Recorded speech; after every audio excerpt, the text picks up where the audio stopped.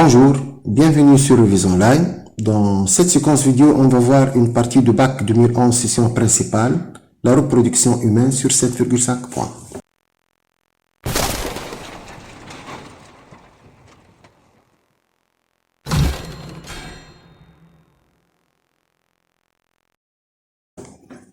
On commence par lire les données du sujet.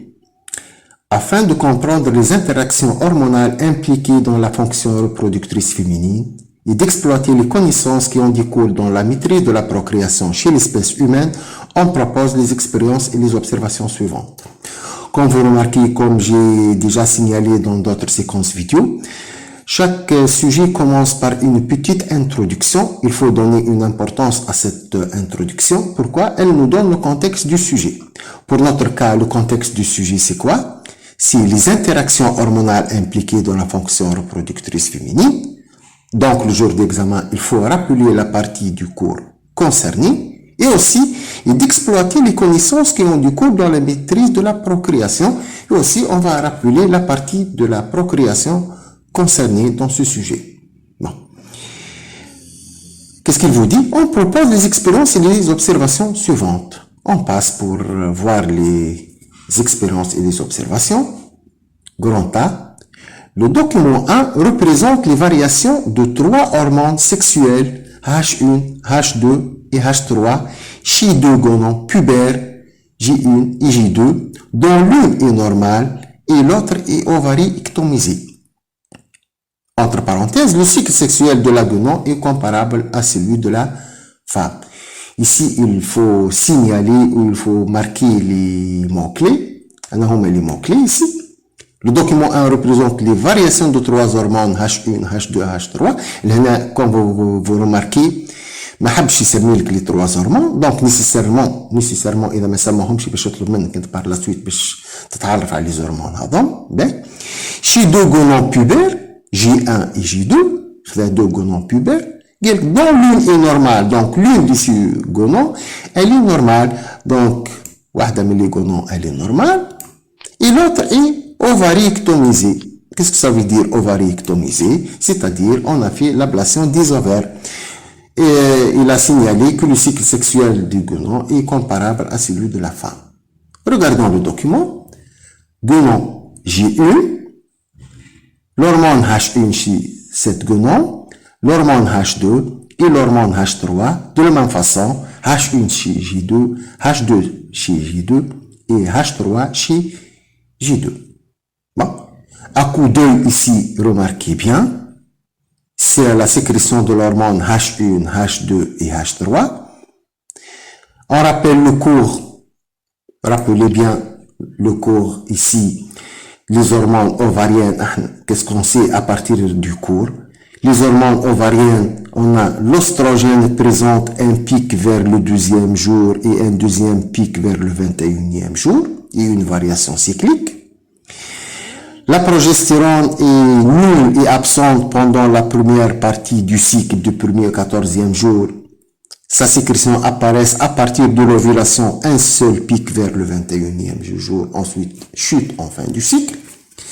Les hormones hypophysaires, un seul pic vers le 13e jour, LH, et la FSH aussi, un petit pic vers le 13e jour. Si on va faire une correspondance ici, ceci c'est la sécrétion des hormones ovariennes et des hormones hypophysaires chez une femme normale. Si on va faire la correspondance, donc c'est bien clair et net, ces sécrétions apparaissent chez la gonon J1, mais on remarque ici, on a 2 cycles, voilà, de 0 à 30, ensuite de 30 à 60, c'est bien clair, on a 2 cycles. Ici, pour l'hormone H2, aussi 2 cycles.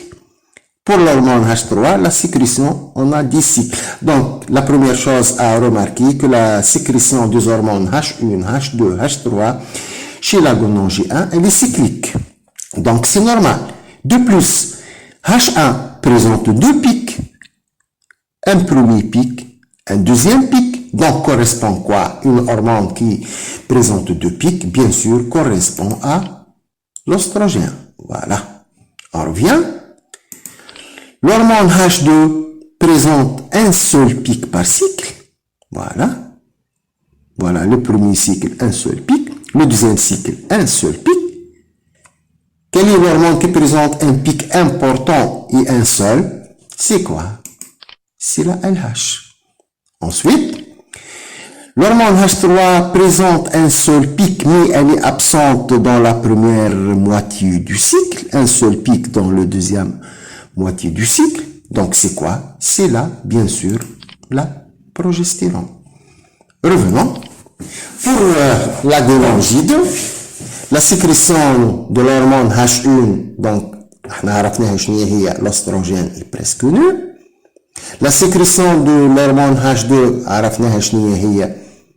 LH est presque constante et de concentration environ 20 Ng millilitres moins 1.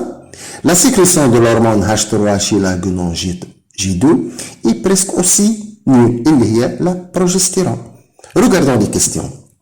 Maintenant, suivez bien. Comparez la variation des hormones H1, H2, H3 chez les deux gonons J1 et J2 en vue de points. Il a mis deux tirés. Lorsqu'il vous pose une question de cette façon, il vous demande de quoi? Comparer la variation des hormones H1, H2, H3 chez les deux gonons G1 et J2. Donc, il faut mettre dans la réponse la bout de une partie comparaison des trois hormones chez les deux gonons. En vue de quoi? Les réponses sont des déductions, laquelle des deux gonons est ovarie-ectomisée.